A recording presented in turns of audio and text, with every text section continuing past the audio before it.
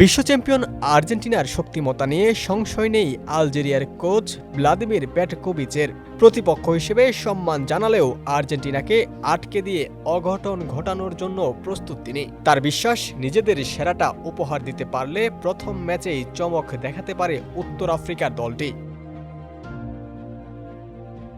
বুধবার সকালে বিশ্বকাপে নিজেদের প্রথম ম্যাচে আর্জেন্টিনার মুখোমুখি হবে আলজেরিয়া। ম্যাচের আগে সংবাদ সম্মেলনে পেটকোভিচ জানালেন, অতীতের ইতিহাস নয়, নিজেদের প্রস্তুতির উপর ভরসা রাখছে তার শিষ্যরা।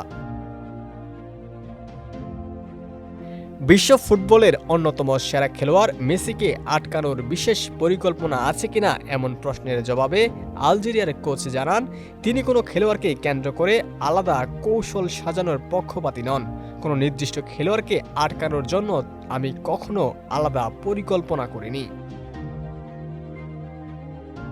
যুক্তরাষ্ট্রের কানসাস সিটি থেকে ৪০ মাইল পশ্চিমে লরেন্স শহরে আলজেরিয়া দল তাদের বেস ক্যাম্প স্থাপন করেছে। সেখানে স্থানীয় সমর্থকদের উষ্ণ অভ্যর্থনায় অভিভূত বসনিয়ার এই কোচ।